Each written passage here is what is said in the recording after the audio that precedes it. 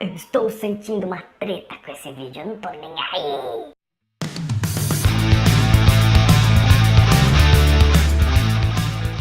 E aí galera, graça e paz, Thiago Alves aqui. Você está no canal de tal maneira, se é o primeiro vídeo que você está assistindo, eu peço que você se inscreva, que você conheça aí os nossos conteúdos. Já está inscrito, meu muito obrigado, não deixa de comentar também, compartilhar aquilo que você curtir aqui nesse canal. Cara, vamos falar um pouquinho sobre obra de Deus, vamos falar um pouquinho sobre compartilhar. Porque é uma época em qual a gente compartilha muita coisa, né? Você tá lá na sua rede social, você compartilha algumas coisas que você gosta. Esse vídeo, por exemplo, você pode até compartilhar se você achar legal.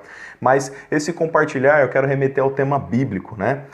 E é um tema que, infelizmente, tem sido deturpado pelos falsos cristãos ou pelos falsos anunciadores da palavra de Deus. Você vê muitas vezes as pessoas usando uma ideia bíblica, usando algo que Cristo disse, ou que mesmo um dos profetas disse, ou que o próprio Deus diz através de alguém, e usando isso ao seu bel prazer, ao seu favor, não é? Ao favor da sua concupiscência, da sua ganância, do seu desespero pela riqueza, ou pelos bens, ou pelo poder, ou pela notoriedade social. Um texto muito legal, está em Eclesiastes 11, e ele fala um pouquinho sobre como o sábio deve proceder com aquilo que ele tem. Olha o que ele diz assim, ó: lança o teu pão sobre as águas, porque depois de muitos dias o acharás. Reparte com 7 ainda com 8, porque não sabes que mal sobrevirá à terra. Estando as nuvens cheias, derramam aguaceiro sobre a terra.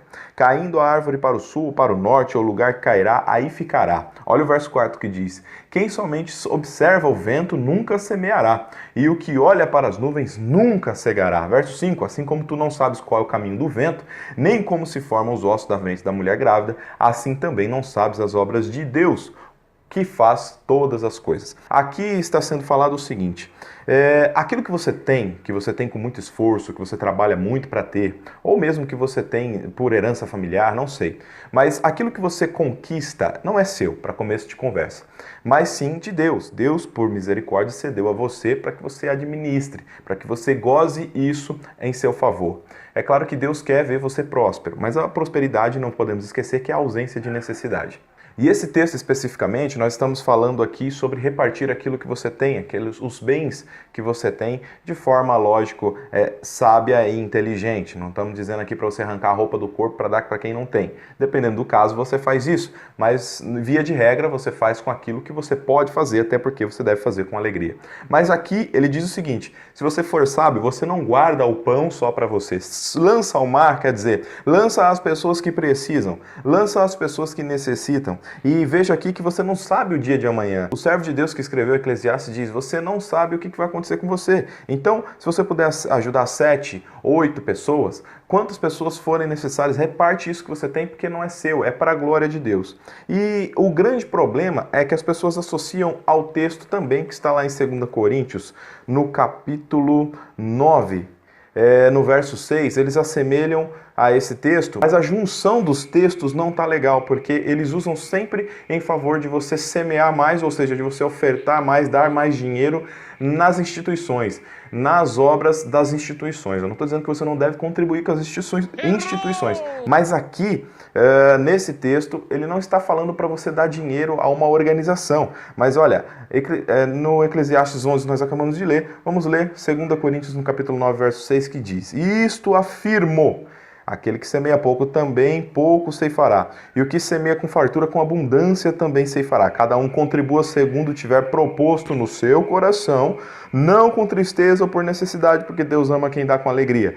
Deus pode fazer-vos abundar em toda a graça, a fim de que, sendo sempre em tudo ampla suficiência, superabundeis em toda boa obra, como está escrito: distribuiu, deu aos pobres, e sua justiça permanece para sempre. O contexto aqui é de obra de caridade, o contexto aqui é de ajudar o teu irmão, o contexto aqui não é de dar dinheiro para lobo, não é de dar dinheiro para instituição. Meu irmão, abre teu olho. Se estão enganando você, usando esse texto aqui para extorquir dinheiro de você, não seja mais uma vítima desse sistema malicioso, desse sistema anticristão, desse sistema antibíblico. Eu não estou dizendo para você que você não deve ajudar as obras de caridade das instituições. Algumas obras realmente são voltadas às pessoas que necessitam, mas tem muito lobo se aproveitando desse texto aqui para arrancar dinheiro do povo. Então tome bastante cuidado. Eu não vou nem falar do tema do dízimo, eu já tenho um vídeo falando um pouco sobre o dízimo nesse canal. Eu peço que você assista se você tiver interesse. mas especificamente desses textos aqui. Deus ama quem dá com alegria ao seu irmão, ao seu semelhante, aquele que divide o pão com aquele que não tem. Meu irmão, você acha que é duro você comer um pão? Imagine você não ter pão nenhum para comer. Então, é muito melhor você dividir aquilo que você tem. Você já parou para pensar, você já abriu o seu armário, a sua despensa hoje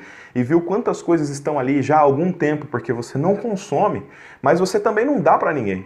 Você já reparou a sua vida financeira, a saúde da sua vida financeira? Será que toda essa robustez financeira é só para você? É só para você comprar o seu carro novo, a sua casa nova, fazer a melhor faculdade? Eu não estou dizendo que essas coisas não são boas, são dons de Deus. Aliás, a riqueza é dom de Deus, é bom que você seja próspero, é uma bênção, é glória a Deus por isso. Mas, se você tem condição de ajudar uma pessoa, ajude com as forças que você tem, meu irmão. Não precisa ser o Bill Gates para ajudar ninguém, não. Às vezes a gente para e pensa, poxa, eu não posso dar uma cesta básica para um vizinho, porque se eu der, vai fazer falta para mim. Será que vai mesmo, cara? Você já pôs na ponta do lápis quantas coisas a gente faz sem propósito, quantas coisas a gente usa mal as nossas finanças? Será que a gente não poderia mesmo ajudar? Será que a gente não poderia mesmo fazer algo a mais? E o que 2 Coríntios 9 está dizendo aqui, se você pegar o contexto antes do capítulo 9, você vai ver que as pessoas estavam se reunindo e dando aquilo que elas tinham aos pés dos apóstolos para ser distribuído na igreja. E a igreja, corpo, as pessoas que congregavam o nome de Jesus, não uma placa especificamente, mas era dado ali para que as pessoas distribuíssem aos mais pobres, aos menos validos, às pessoas que não tinham condições de ter uma vida melhor, aos pobres, às viúvas, aos necessitados. Então veja bem, o contexto dos textos de Eclesiastes capítulo 11 e de 2 Coríntios capítulo 9 não são para você ser encorajado a dar dinheiro para instituições ou para angariar dinheiro para organizações religiosas. Esses contextos estão falando sobre caridade com o teu próximo, amor ao teu próximo, dividir com aquele que não tem, abençoar aquele que não tem, meu irmão. E quando Deus fala que aquele que semeia muito vai colher também, quer dizer que se você... É uma matemática muito simples.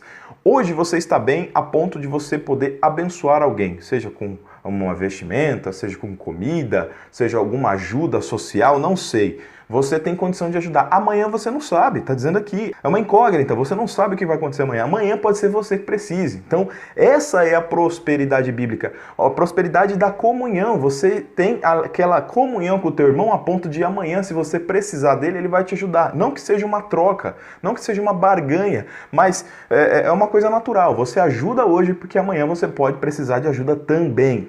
E ambos os textos encorajam as pessoas a trabalhar. Lá no Eclesiastes 11, nós lemos aqui, ó, você ficar olhando o vento, ou seja, você ficar sem fazer nada, achando que a vida está tudo bem, está tudo certo, você não vai colher nada. Ou seja, se você não tiver nenhuma obra, se você não fizer nada por ninguém, a vida vai passar e você vai ficar para trás. Então, a palavra de Deus, ela sempre encoraja a gente a trabalhar para ter a nossa prosperidade, o nosso sustento, né?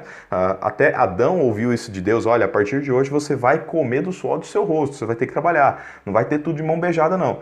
E esse tipo de trabalho voltado para o sustento, Deus abençoa sim, Deus te dá saúde, sabedoria, inteligência, abre portas de emprego para você, abre oportunidades, faz você conhecer pessoas, abre contatos para você, só que esse tipo de prosperidade vem com um esforço, tanto é que não é só o cristão que prospera, todo aquele que trabalha, se esforça, se dedica, ele prospera, porque Deus faz nascer sobre o justo e o injusto o sol, a graça, a misericórdia, a chuva desce para os dois. Então todo mundo tem possibilidade de prosperar desde que trabalhe e se esforce. Agora, o que Deus exige de nós não é apenas a prosperidade de você trabalhar e se esforçar, você precisa prosperar também em caridade, você precisa ajudar o teu irmão, você precisa abençoar o teu irmão, você precisa amar o teu próximo em obras também, não só em palavras. E o texto é muito claro quando ele diz, distribuiu, deu aos pobres e a sua justiça permanece para sempre. Deus se agrada de você ajudar o teu irmão, Deus se agrada do teu irmão ajudar você, Deus se agrada da gente estar juntos. Então, meu querido, tome muito cuidado com os discursos lobísticos por aí, anticristãos, malditos do inferno. Aliás, cara, se tivesse porte de arma, eu acho que eu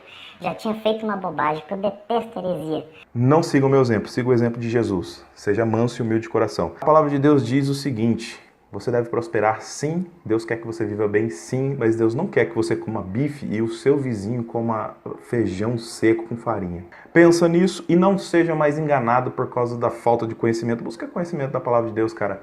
Agora, eu volto a dizer, você quer contribuir para as obras das instituições? Contribua. Se é desejo do seu coração, contribua. Faça. Se você acha que é legal, se você conhece o trabalho, acha que eles fazem um trabalho legal mesmo, assistem pessoas que precisam, faça com alegria sim, doe sim. Se não for fazer falta para você e se alegra o teu coração, faça sim, cara. Deus se alegra de ver você se esforçando pro teu próximo. Agora, se for simplesmente com o intuito de enriquecer uma placa, uma bandeira, com coação, pessoas coagindo você a dar um dinheiro que você não queria dar, ou de alguma forma você se sentir inibido a isso, a primeira coisa que você deve fazer é orar a Deus e ver se aquilo realmente provém de Deus, o que eu duvido muito, porque Deus não força você a dar absolutamente nada. Nem a sua salvação Ele não enfia dentro da sua goela. Você pega se você quiser. Pense nisso. Não deixe mais os lobos te enganar. Quer contribuir? Quer abençoar? Faça com alegria. Mas faça para o teu irmão, não faça para a instituição. E não deixe os argumentos bíblicos cristãos de comunhão serem usados para barganha social e financeira. Valeu, Deus abençoe, tamo junto.